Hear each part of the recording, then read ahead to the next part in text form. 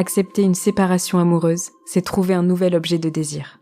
Cela peut être un ou une amante, une quête de sens, un engagement ou un changement radical dans son quotidien.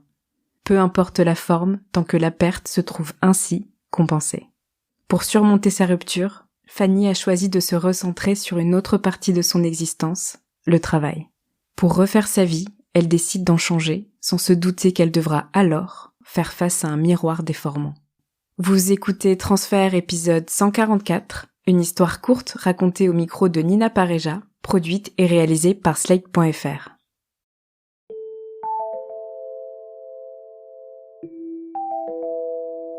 En décembre 2019, je quitte Paris suite à une rupture sentimentale, très difficile, et donc retour à la case départ, je rentre chez mes parents et je tente de trouver un travail à Strasbourg. À l'époque, j'ai 25 ans, je n'habite plus chez mes parents depuis mes 18 ans, donc c'est vraiment un coup dur pour moi. Je suis professeure de français pour les étrangers. Tout se passe très vite. Le vendredi, j'envoie mon CV pour une mission à Strasbourg. Le lundi après-midi, on m'appelle pour me proposer une mission, mais pas à Strasbourg en fait. C'est une mission qui doit être prise en charge en urgence parce qu'elle commence la semaine suivante. Et on me dit, il nous faut une réponse très très rapidement. Sauf que la mission, elle dure 2 mois, qu'elle est loin de chez mes parents, que je n'ai pas de voiture. Et là, je me dis, la seule solution, c'est de trouver un Airbnb. Ma sœur trouve un Airbnb pour moi, dans un village à côté de la ville. L'appartement est joli sur les photos. Elle fait du yoga, elle est végétarienne, elle a un chien, enfin, elle m'inspire énormément. Je me dis, si elle m'accepte, je prends la mission et je peux repartir de zéro. L'appartement, sur les photos, semble grand. Il a 2 chambres, il a une véranda, un jardin, un salon qui donne sur une cuisine. Je vois qu'une chambre est déjà occupée pour encore quelques jours ou quelques semaines. Et donc l'autre chambre est disponible. Je la contacte, je lui explique ma situation et je lui dis que j'ai besoin d'un logement pour 2 mois. Elle répond relativement rapidement. Je peux donner ma réponse à mon patron le soir même. Le samedi, elle m'appelle pour me demander à quelle heure j'arrive le lendemain. Elle m'explique qu'elle est très flexible sur les horaires, mais là, sa grand-mère est mourante. Donc elle voudrait passer la journée avec sa famille. Et elle ajoute, en plus, je me suis faite larguer mercredi. Je lui dis que je vais tout faire pour te mettre un peu de joie, tu vas voir, ça va bien se passer, on va discuter, on va faire des choses ensemble. Elle me fait de la peine au téléphone. J'ai l'impression qu'elle est plus triste par la rupture que par le décès. Le dimanche arrive, mes parents m'emmènent en voiture. Moi, je crois aux signes. Je vis le tout premier accrochage en voiture. Le choc est assez violent, mais au final, la voiture n'a rien. Je le ressens comme un avertissement. De l'extérieur, ça donne confiance, c'est joli, j'ai pas de mauvais pressentiments. Elle ouvre la porte, elle ne dit pas bonjour. Son chien est même plus content qu'elle de nous voir. Elle ne sourit pas. Je reste une cliente Airbnb, donc on peut au moins me dire bonjour, bienvenue. Elle nous laisse entrer sans rien dire. Je reconnais l'appartement. C'est vrai qu'il est conforme aux photos. C'est pour moi un peu sale. Et il y a ces 2 chambres. Donc elle me montre sa chambre. Il y a ses effets personnels, ses vêtements, ses livres, ses photos. Elle n'a pas fait de place pour moi. Elle a un peu le culot de me dire... J'avais prévenu qu'il ne fallait pas prendre trop d'affaires à accrocher parce qu'il n'y a pas de place. J'ai dit, ok, enfin bon, pour le loyer que je te paye et pour les 2 mois, tu pouvais me laisser 4 cintres quand même, mais c'est pas grave. Je paye 1 000 € au total pour 2 mois. Pour moi, bon, c'est un loyer. Je trouve ça cher pour la qualité du service, pour l'accueil, pour la place qu'elle me laisse dans sa chambre.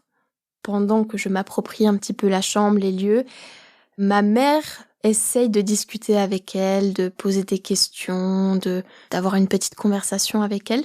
Elle est plutôt face à un mur que face à une personne qui a envie de parler en fait. Et quand ils partent, ils sont vraiment pas sereins.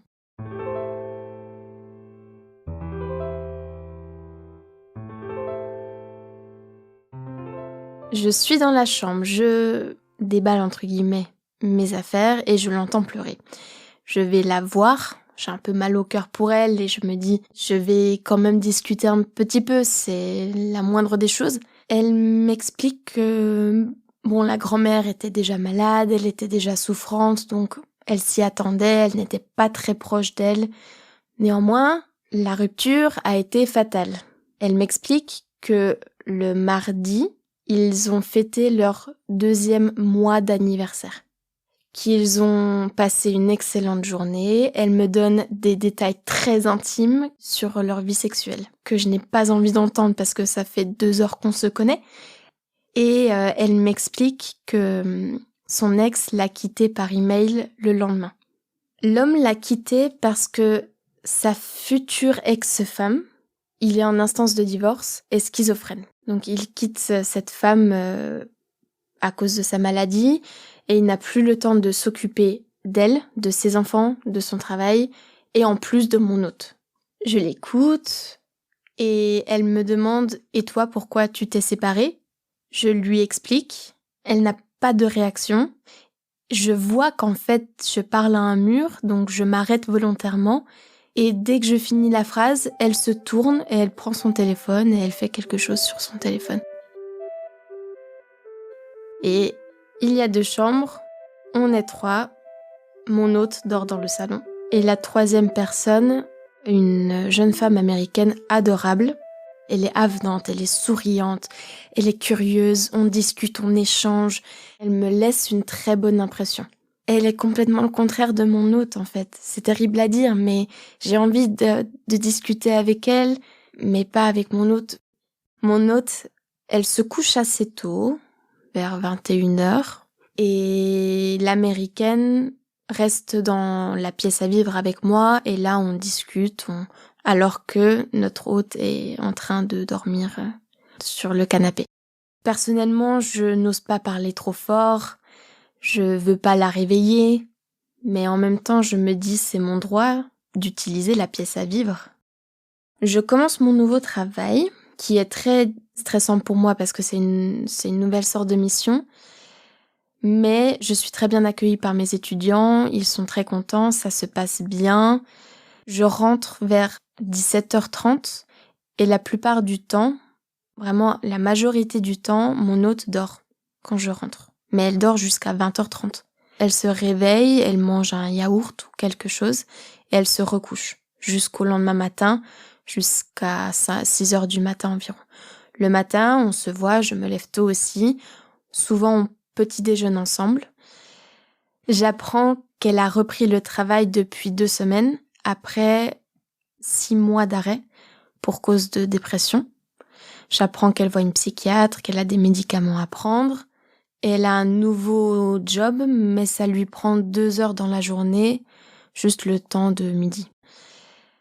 Quand je rentre le soir, je ne suis pas du tout à l'aise de faire à manger puisqu'elle dort et je ne veux pas la réveiller, je n'ose pas faire du bruit, mais en même temps, j'ai faim. Je veux manger, je veux me préparer à dîner. Donc c'est extrêmement difficile pour moi de trouver un équilibre entre j'ai le droit de me faire à manger, en fait. Je paye pour, j'ai le droit d'utiliser la cuisine, mais en même temps, elle est là dans le canapé et je veux lui laisser sa tranquillité aussi. J'ai toujours peur de gêner les gens, en général.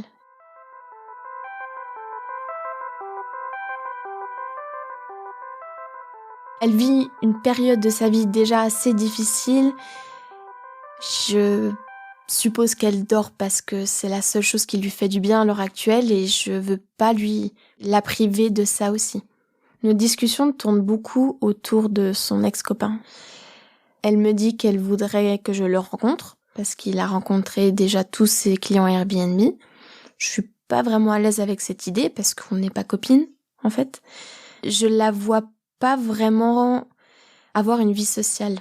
Je la vois très seule. Pas beaucoup de contact avec sa famille.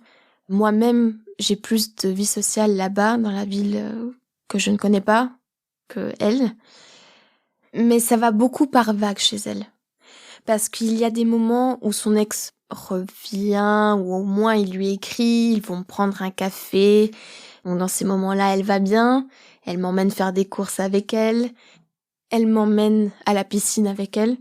Et quand elle va bien, elle me dit « Oh, tu as vu, je me suis maquillée. » « Oui, tu es belle, oui. » Alors un autre jour, elle est de nouveau de bonne humeur, je lui dis rien et elle me le rappelle qu'elle a fait un effort et que je dois lui dire « Oh, tu es jolie aujourd'hui, ça te va bien le rouge à lèvres rouge. » Plus le temps passe, plus elle dort, moins je la vois.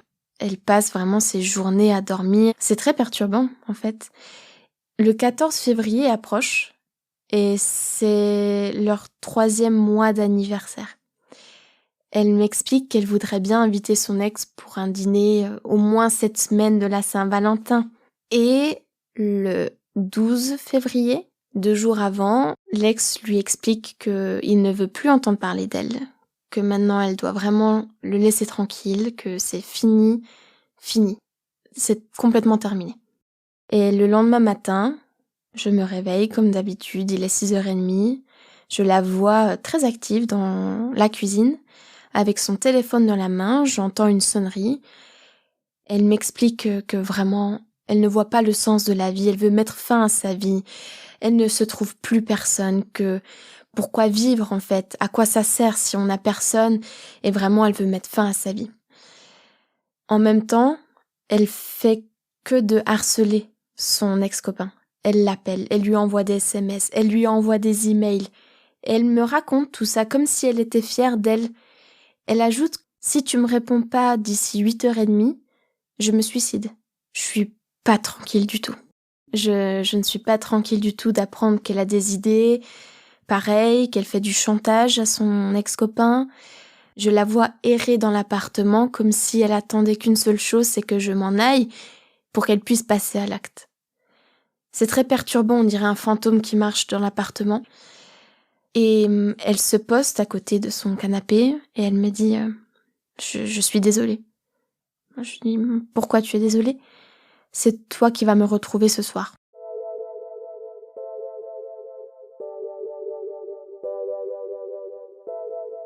À ce moment-là, je suis toute seule depuis bien 2 semaines déjà. L'américaine est restée peut-être 1 semaine ou 10 jours. Là, je panique. Là, je m'enferme dans ma chambre, je vais dans la véranda, je ferme l'autre porte et j'appelle les secours. Je leur explique la situation. Ils me disent de bien rester près d'elle et qu'ils m'envoient du secours, quoi. Je sors de ma chambre, je la vois souriante. Pourquoi ? Parce que son ex a donné des nouvelles. L'ex a répondu, l'ex a dit « Ok, j'arrive ». Donc elle a retrouvé le sourire et elle a perdu l'envie de mourir. Je me dis que les secours vont venir pour rien. Je continue à me préparer quand même. Je fais des choses qui n'ont aucune utilité, mais pour passer le temps. Je vais dans la rue pour voir s'ils se sont pas perdus, parce qu'on est dans une cour. Et ils arrivent au moment où je suis dans la salle de bain. Je l'entends hurler. Je sens qu'elle est en colère. Et là, elle me demande de fermer à clé toutes les portes d'entrée de l'appartement. Et elle ouvre la fenêtre pour dire aux pompiers « Non, c'est bon, tout va bien, vous pouvez repartir, on n'a pas besoin de vous. » Et je suis derrière à essayer de la raisonner et à lui dire « Mais arrête, laisse-les entrer maintenant. » Donc elle le fait. Et là, les pompiers demandent « Qu'est-ce qui s'est passé ?» C'est terriblement gênant comme situation. C'est à moi de dire « Elle m'a dit ça, elle a fait ça, elle a parlé à son ex. » Et le pompier explique que elle a parlé de suicide à 2 personnes, ils sont obligés de la prendre. Et elle explique que non, son ex va arriver d'une minute à l'autre. L'ex arrive, paniqué, il voit le camion de pompiers, j'imagine qu'il pense qu'elle est passée à l'acte. Elle lui dit oui, c'est Fanny qui a appelé les secours, comme si elle me dénonçait, vraiment comme une enfant. C'est vraiment terrible comme sentiment. Elle dit aux pompiers non, je ne partirai pas avec vous, je vais bien, il n'y a pas besoin. Et les pompiers expliquent, madame, soit vous prenez vos affaires, tout se passe bien, vous venez avec nous, soit on vous prend de force, mais on risque de vous faire du mal, on n'a vraiment pas envie de ça, donc maintenant soyez raisonnable et prenez vos affaires, ça va aller vite. Ils partent à l'hôpital avec l'ex, et moi je vais enfin au travail.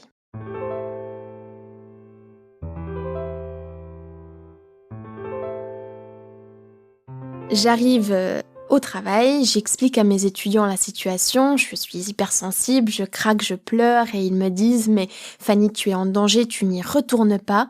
Mes étudiants sont tous plus âgés que moi. Il y en a un qui me dit « Moi, j'ai un canapé pour toi ». L'autre me dit « Moi, j'ai une chambre pour toi ». Le troisième me dit « Moi, je te prête l'appartement de ma fille ». J'ai plus que 2 semaines dans mon contrat.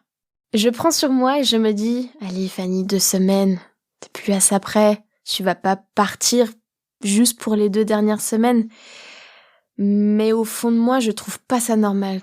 Cette situation n'est pas normale. Je suis une cliente, je ne suis pas sa copine, j'ai pas à être impliquée à ce point-là dans sa vie privée. Et je n'ai pas à appeler les secours, je n'ai pas à être à l'épauler à ce point. Je veux bien l'écouter parler, mais je n'ai pas à l'appeler les secours et à sauver sa vie.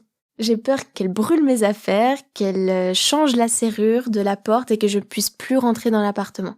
Qu'elle me mette clairement à la porte parce qu'elle est tellement fâchée contre moi qu'elle ne veut plus jamais me voir en fait. Je visite l'appartement dont un de mes élèves m'a parlé à la fin des cours. Il est parfait, il est dans la ville où je travaille. À la fin de la journée, je rentre à l'appartement. Elle n'est pas là. La serrure n'a pas été changée. Je suis rassurée. Elle rentre un peu tard. Je vais la voir et je lui dis tu comprends pourquoi j'ai fait ça. J'ai eu vraiment peur pour toi. C'était pas contre toi. C'était vraiment pour t'aider. Elle m'écoute, elle comprend, elle n'est pas fâchée, elle n'est pas en colère. Juste extrêmement triste. Elle m'avoue avoir menti au médecin et elle a dit que son ex s'occuperait d'elle et qu'elle pouvait sortir. Il est 20h environ, elle va se coucher. Je vois qu'il y a un shot sur la table, vide. Et là, je me dis, mince, est-ce qu'elle a pris des médicaments ? Je regarde dans la poubelle si il y a une plaquette de médicaments. Je regarde si ils sont à côté d'elle. Elle dort à point fermé, mais je panique. Je regarde si elle respire. Je sais pas la quantité d'alcool qu'elle a consommé. Je sais pas si elle a pris des médicaments. Je suis pas du tout tranquille.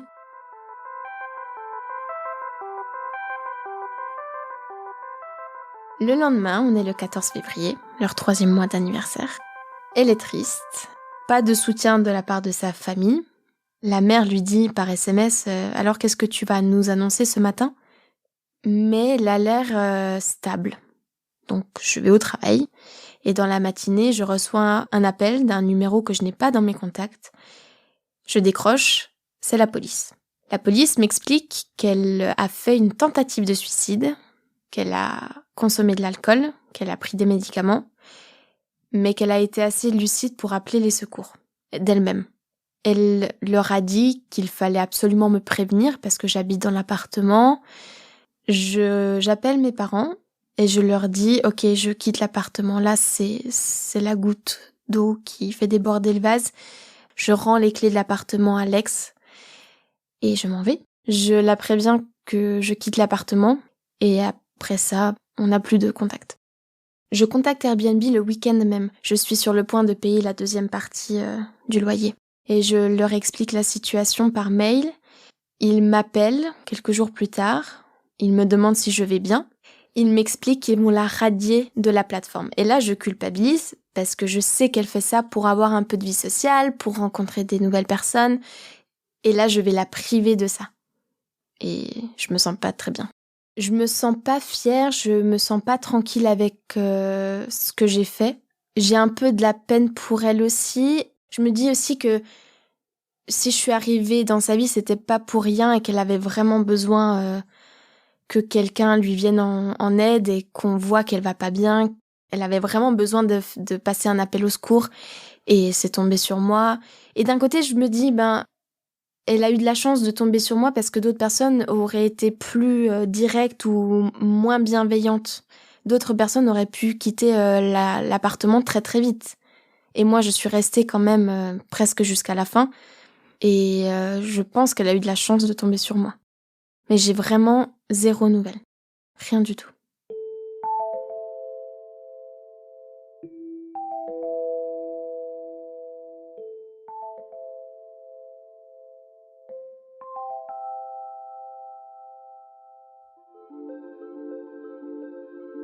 Vous venez d'écouter une histoire courte de transfert, Cet épisode a été raconté au micro de Nina Pareja. Il a été produit et réalisé par Slate.fr sous la direction de Christophe Caron, Benjamin Septem-Ours et Sarah Koskiewicz avec Aurélie Rodriguez. Retrouvez tous les épisodes de Transfert sur Slate.fr ou sur votre application de podcast préférée.